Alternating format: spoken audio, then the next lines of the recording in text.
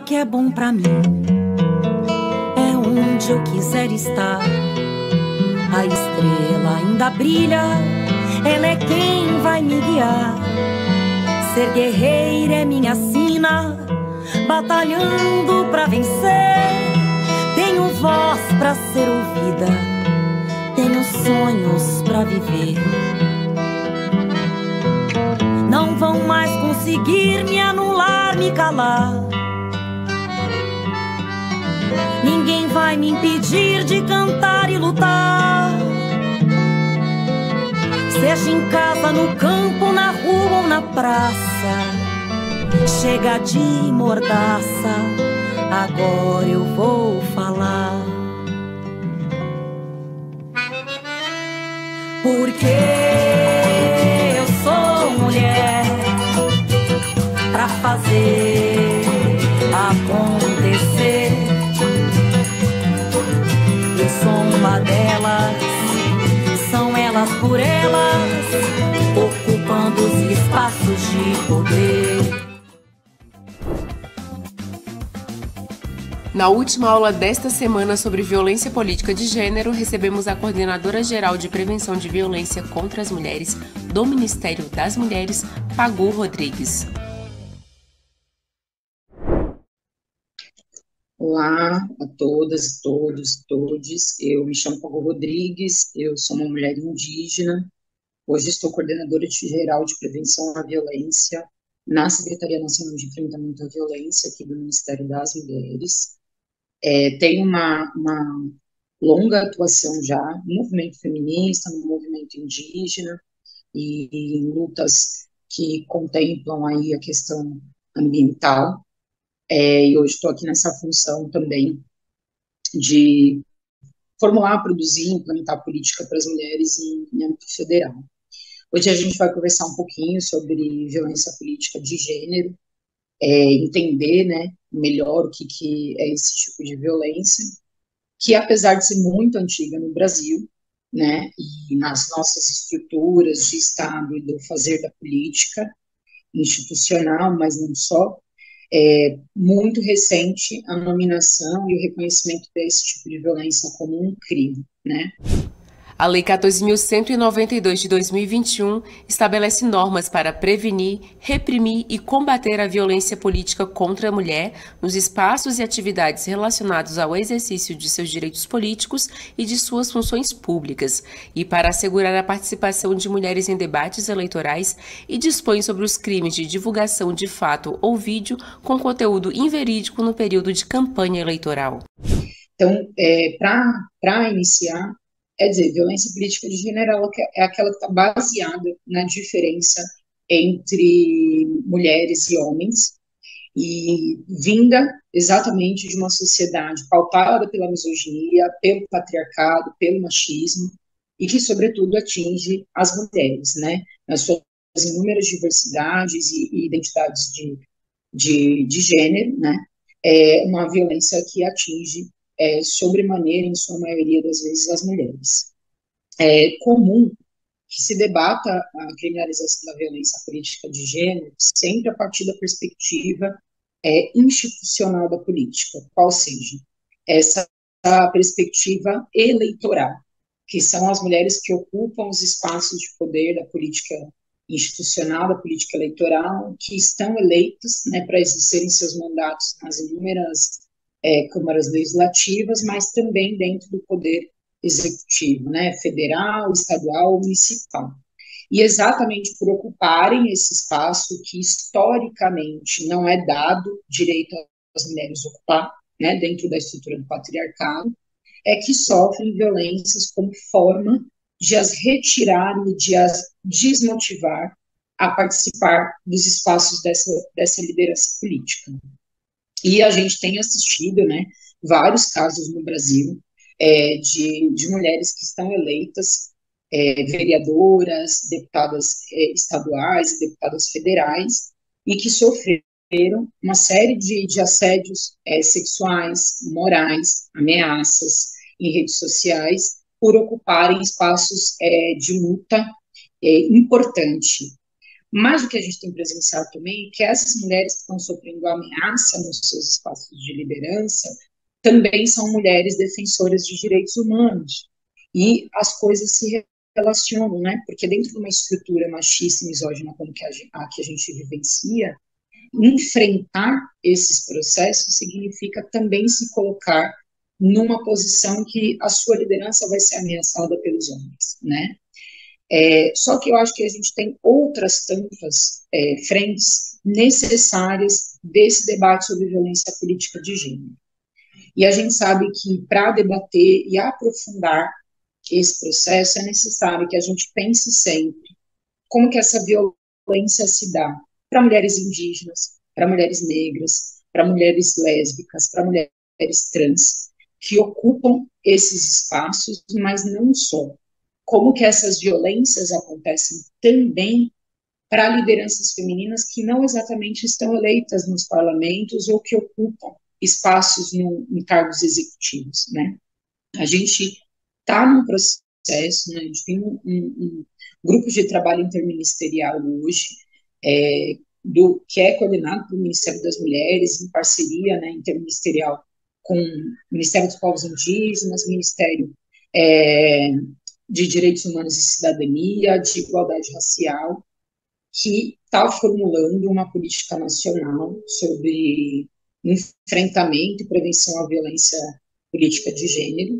Mulheres lideranças de lutas hoje em conflitos territoriais mesmo, então por demarcação de terras indígenas, por reconhecimento de territórios quilombolas, mulheres defensoras de pautas ambientais e que enfrentam, né, ali na ponta, o agronegócio, o grande latifúndio, que fazem retomadas por terra no Brasil e que estão, sim, sofrendo inúmeras violências políticas e que estão, sim, sofrendo inúmeras ameaças nesse processo. Assim como a gente tem mulheres que são lideranças de movimento social, dentro da luta sindical, e que ocupam espaços de poder dentro dessas frentes e que sofrem uma série de violências, de assédios, que, como forma e tentativa de as retirar desse espaço de construção e de liderança. Então, acho que a gente precisa começar a debater a criminalização da violência política de gênero para além da esfera eleitoral. A gente precisa começar a olhar todas essas mulheres, todas essas frentes, que são produtoras, sim, de violência contra as mulheres, que estão ocupando espaço político, espaço público, espaço de fala, e criar políticas para a contenção, para a prevenção e para o enfrentamento dessas inúmeras violências. É muito comum também que a gente debata o feminicídio, que é aquele decorrente de foro íntimo, né, que é o feminicídio que decorre das violências domésticas. Mas a gente precisa começar a falar do feminicídio político. O feminicídio político, ele é uma resultante fatal dessas violências políticas de gênero que essas inúmeras mulheres estão vivendo nos seus espaços de liderança. Então, a nossa perspectiva de debate de violência política de gênero, ela tem sido, sim, aprofundada como forma de rediscutir as estruturas da sociedade, de garantir a visibilidade necessária para essas mulheres, mas não só, a proteção necessária para essas mulheres, mecanismos protetivos, mecanismos de enfrentamento e combate a essas violências e mecanismos de sensibilização da sociedade para que a sociedade consiga compreender que isso tudo é fruto, sim, primeiro, né, de um período longo que a gente passou, né, que foram dos últimos 6 anos, desde o golpe da presidenta Dilma, de incentivo misógino. E o que é essa misoginia? Desse ódio contra as mulheres. E de um incentivo que foi feito por representantes de Estado, né, como o presidente anterior, inominável, que fez uma série de ameaças às mulheres em público, que incentivou discursos de ódio contra as mulheres, que diminuiu o papel das mulheres e, portanto, incentivou esta prática socialmente. E a gente viu que nos últimos anos, né, nos últimos 4 anos, os índices todos dessas inúmeras violências contra as mulheres subiram. E em decorrência disso, os índices de feminicídio no país também subiram, né? Porque é uma cadeia, é uma escalada de violência que leva à fatalidade do feminicídio. Quando a gente pensa em feminicídio político, não é diferente. Quantas lideranças a gente viu serem mortas dentro da sua luta no território? Em 2022, ao menos 1.410 mulheres foram assassinadas por serem mulheres. Este número representa um aumento de 5,5 em relação a 2021, quando foram registrados 1.337 casos. É também o número mais elevado de toda a série histórica iniciada em 2015. Na luta do reconhecimento pelo seu território, e que foi brutalmente assassinada, é um feminicídio político, mas de inúmeras lideranças indígenas, mulheres, que foram mortas por lutarem pelo direito à demarcação do seu território, né? Exemplos disso que a gente tem no Mato Grosso do Sul, recentemente, né? A gente pode ver lideranças femininas que foram torturadas em processos de racismo religioso, né, pela Igreja Evangélica, lideranças que foram mortas por estarem fazendo luta por demarcação de terra, e lideranças que foram violentadas sexualmente por estarem fazendo luta por terra. Isso tudo é violência política de gênero, porque você violenta aquela mulher como forma de desestruturar a atuação política que ela faz em defesa de um determinado tema de direitos humanos, né? Assim como a gente viu lideranças ambientalistas morrerem porque estavam defendendo um outro modelo, um outro modo de vida, enfrentando o grande capital, enfrentando o agronegócio e o capital financeiro nesse país. Então, eu acho que é com essa perspectiva que a gente tem que começar a ampliar o debate sobre violência política de gênero.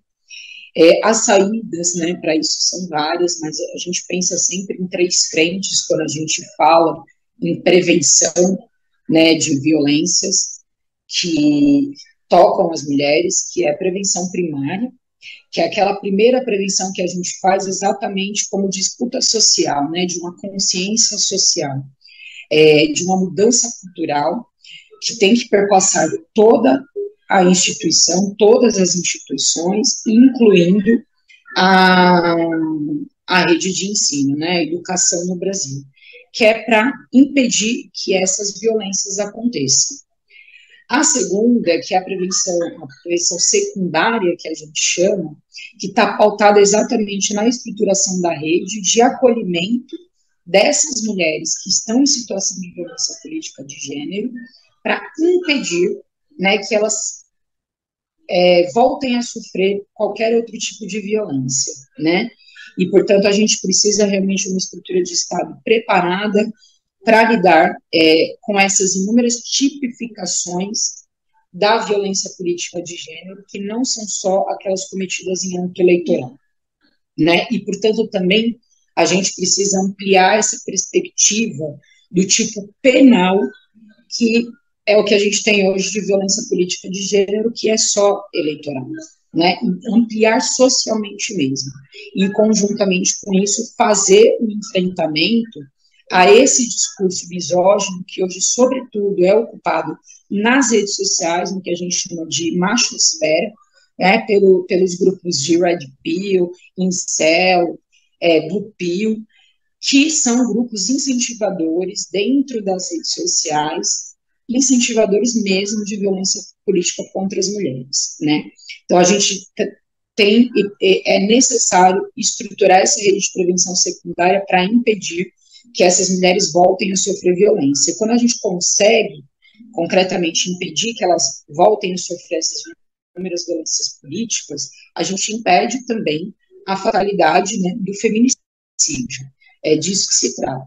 E aí a gente tem o âmbito da prevenção terciária, que é mais ou menos dizer assim, olha, infelizmente a fatalidade aconteceu e a gente precisa, então, de políticas reparatórias para os familiares dessas vítimas, né, e com direito ao que a gente chama de acesso à justiça e memória, né, sobre esses processos. Então, jamais esquecer porque que essas lideranças que foram mortas em decorrência da violência política de gênero, dizer porque elas foram mortas e garantir a memória justa dessas mulheres, né, que estavam nessa frente de luta.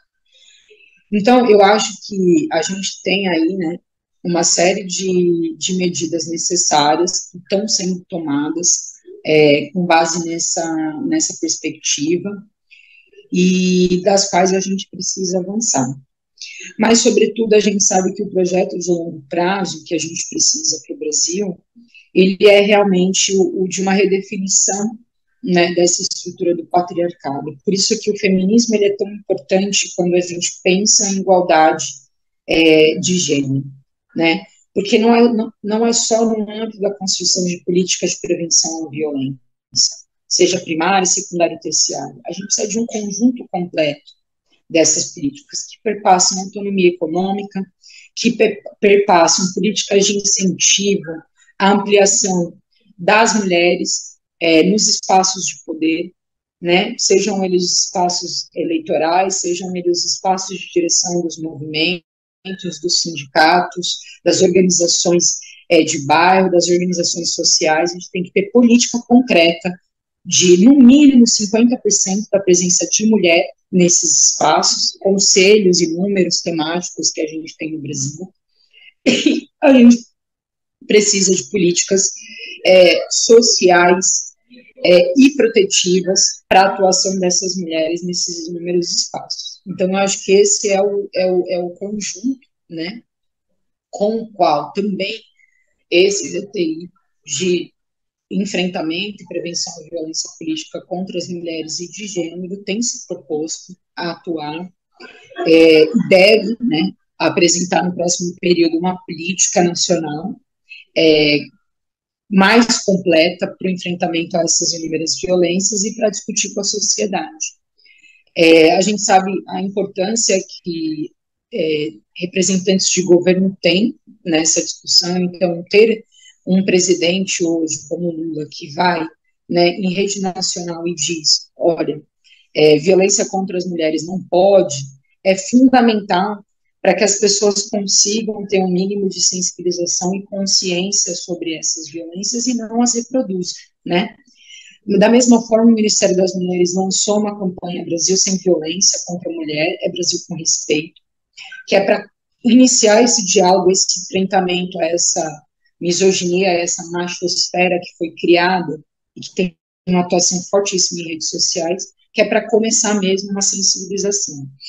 E eu acho que, para além disso, a gente precisa retomar investimentos orçamentários em política para as mulheres, né?